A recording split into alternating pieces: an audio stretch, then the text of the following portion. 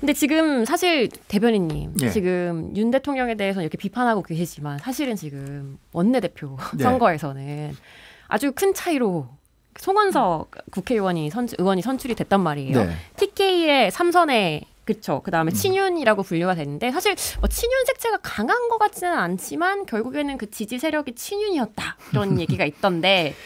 근데 우리 그 의석수가 107석이거든요. 근데 107석이 언제 완성됐냐? 2024년 4월 10일에 완성된 거예요. 당시에는 윤석열 전 대통령이 권력의 정점에 있었고 당선된 대부분의 사람들이 이른바 뭐 친윤 정치인이었을 겁니다. 아마 굳이 분류를 한다면 저도 그때는 친윤이었을 거예요. 그러나 이후에 한 1년 정도가 분화하면서 이렇게 계파가 좀 나뉘고 윤석열 전 대통령의 잘못된 정치 행위 특히 뭐 계엄과 관련해서는 강도 높게 비판하는 사람들도 많았죠.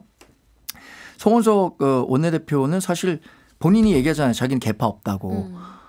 계파색이 그러니까 과거 원내 지도부를 구성했던 분들만큼 강한 분은 아니에요. 그리고 이번에 3명이 나왔기 때문에 저는 3명이 나오면서 혹시 결선 투표를 가는 게 아닌가라는 생각도 했었거든요. 근데 결선 투표를 가든 안 가든 송원석 의원이 될 거라고는 예상을 했어요. 왜냐하면 의석수 구분 전체가 그렇습니다. PK가 33석이고 TK가 25석, 수도권이 한 20석 정도 되고 강원 충청이 한 10석 정도 돼요. 나머지는 비례대표고.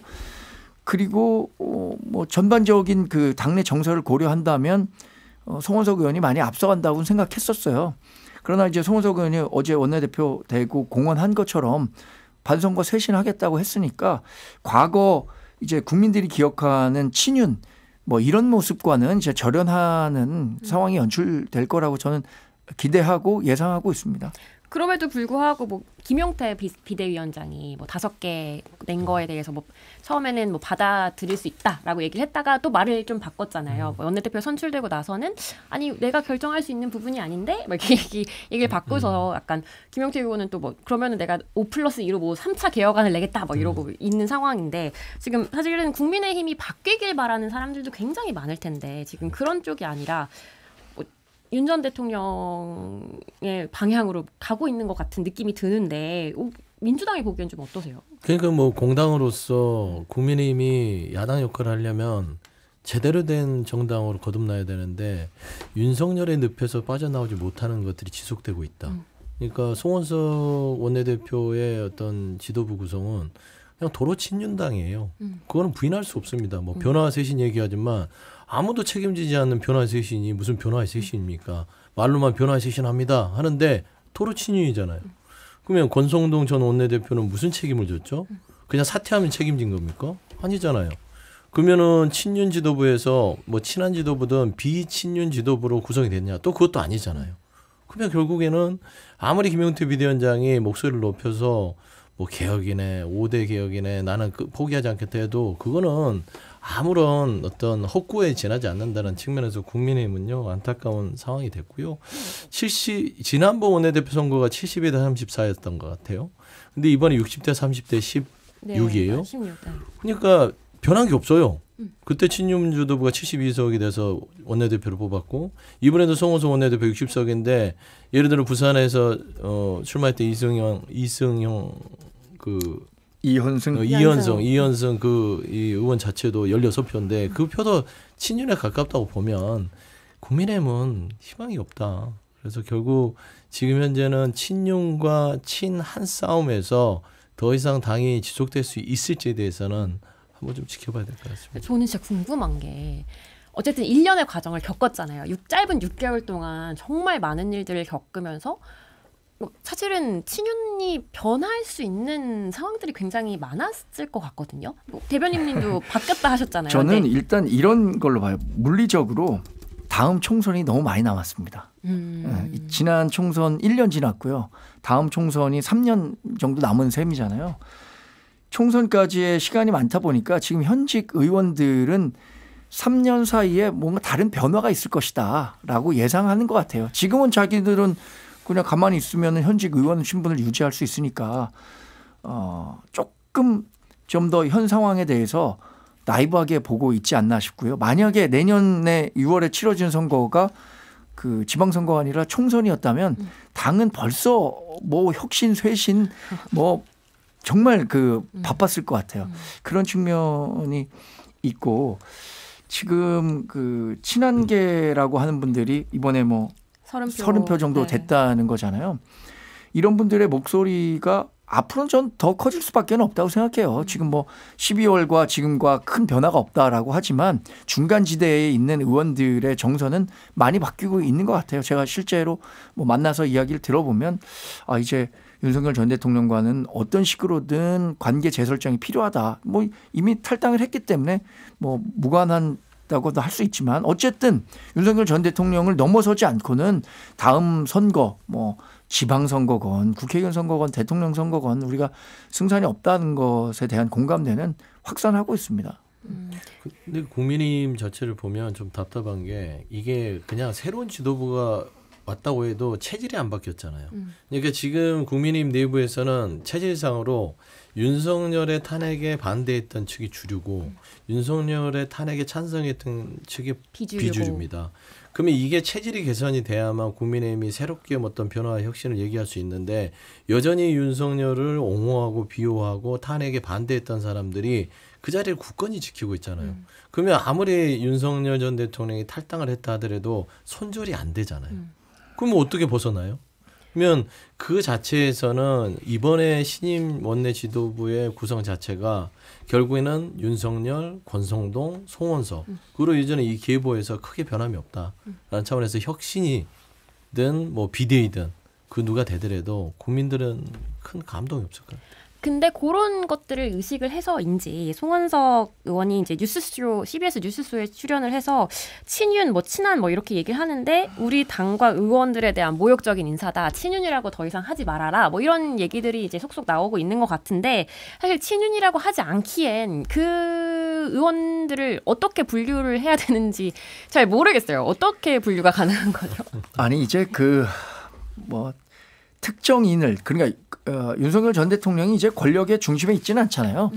그래서 뭐 옛 주류와 신주류, 개혁 쇄신파 아니 글쎄요. 주류와 쇄신파 정도가 좋지 않을까요? 그러니까 저는 이게 사실 그 뭐 친이, 뭐 친명, 친박, 친윤 이런 식으로 계속 그 권력에 있는 사람을 중심으로 해서 그 친소 관계를 중심으로 이렇게 구분을 해왔단 말이에요. 그럼 물론 언론에서 어쩔 수 없는 경향이 있다고 생각합니다. 정치라는 게 원래 자신과 뜻과 맞는 사람들이 모여서 하는 거니까. 그런데 지금 이제 뭐 친윤이라고 하는 것은 사실 우리 정당에 대해서 계속 나쁜 좀 이미지가 강화되는 것 같아요. 친윤이라는 말이 계속 쓰일수록. 저도 그래서 그 송원석 의원이 얘기한 이제 친윤이라고 하지 말아달라라고 하는 부분에 대해서는 충분히 할 수 있는 이야기다 이렇게 평가합니다. 그렇지만 친윤 그렇죠. 친윤이라는 말 이외에 다른 더 딱 붙는 말을 찾기가 조금 어려운 것 같은 느낌은 있는데 사실 원외에서도 그러니까, 움직임들이 많아요. 그러니까 15일에는 오세훈 서울시장이 뭐 김용태 비상대책위원장, 뭐 김재섭 의원, 그다음에 개혁신당 이준석 의원과 함께 식사를 하면서 뭐 얘기를 했다라는 조선일보 보도가 있었는데 그러니까 오 시장이 본인은 젊지 않지만 어쨌든 젊은 사람들을 데려다가 뭔가 범보수 진영의 뭐 새로운 뭐 진영을 구축하겠다 뭐 이런 의미로 봐야 되는 건지 뭐 어떻게 해석을 해야 될까요? 분화가 시작됐다고 봐야겠죠. 지금 친윤 지도부로 또 친윤 지도부로는 국민의 미래가 없다라고 생각해서 오세훈 서울시장 자체도 탄핵 찬성파에 속하는 어떤 그런 정치 세력이기 때문에 당내에서 소장파로 알려진 사람들과의 만남을 통해서 그 지경을 좀 높이려고 할 것이고 홍준표 전 대구시장도 가만히 있지 않았잖아요. 그렇죠. 하와이에서 끊임없이 정치 메시지를 내고 국민의힘은 거의 뭐 망해라. 너희들 망할 수밖에 없다. 그러면 그 말은 내가 대한 세력일 수밖에 없다라는 얘기이기 때문에 저는 홍준표, 오세훈, 한동훈 이 세 축에서의 분화가 조금 더 가셔야되지 않을까 그렇게 보이는데요. 송원석 원내대표가 뭐 혁신을 띄우든 비대위를 띄우든 간에 그 축이 안 바뀌기 때문에 오세훈, 홍준표, 한동훈 이 세 축에서의 새로운 국민의힘의 조금 여러 가지 분화 과정들이 또 국민의힘의 좀 새로운 관전 포인트가 되지 않을까. 근데 사실 오세훈 그다음에 홍준표 두 시장은 전 시장님은 좀 특검 대상이잖아요. 그렇죠. 그러니까 명태균 씨가 이제 페이스북에 올려서 홍준표 전 시장 그 페이스북을 막 이렇게 보여주면서 아니 지금 특검 수사나 성실히 받으세요 이렇게 얘기를 했는데 사실은 좀 불안한데 오세훈 그리고 뭐 그것도 불안하지만 오세훈, 한동훈 그리고 홍준표 이 세 사람이 공존할 수 있는 케미가 있습니까? 그게 궁금한데. 저는 뭐 그 홍 전 시장은 모르겠는데 지금 어제 만났다는 그러니까 그제죠. 김용태 비대위원장, 김재섭, 이준석, 오세훈 시장 이분들은 결국에는 우리 당이 갖고 있는 정체성을 이제 얘기하면 두 부류의 사람들이 있는 거거든요. 강경 지지자들에 대한 강화를 해야 된다. 이게 지역적으로는 TK 지역을 중심으로 우리들만 이제 똘똘 뭉치면 결국에는 이걸 바탕으로 해서 이 에너지로 정당의 정권을 만들어낼 수 있다라고 하는 분이 있는 거고 지금 한동훈, 이준석, 오세훈, 유승민 이런 분들은 중도 외연 확장 없이는 우리 정당이 앞으로 정권 창출할 수 없다. 이런 큰 부류로 나뉘어져 있다고 해요. 이 중도 외연 확장파. 이 두 세력 간의 경쟁이 본격화될 거라고 봅니다. 오세훈 시장도 그러니까 이 중도 외연 확장파에서 본인의 포션을 가져가면서 이걸 중심으로 전체 당에 그 패권을 쥐겠다라고 생각할 수 있는 거고 한동훈 전 대표도 마찬가지고. 근데 홍 전 시장은 약간 애매해요.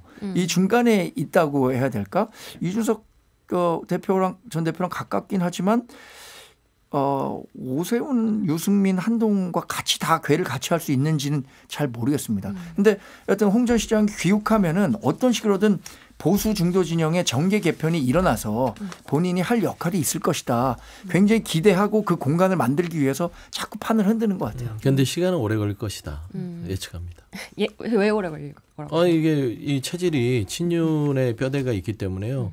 옆에서 뭐 오세훈, 홍준표, 한동훈이 아무리 흔들어도 흔들리지 않아요. 지방선거의 공천권 때문에 이미 새로운 지도부가 그 축으로 가기 때문에 최소 1년 이상은 진통을 겪을 것으로 보입니다.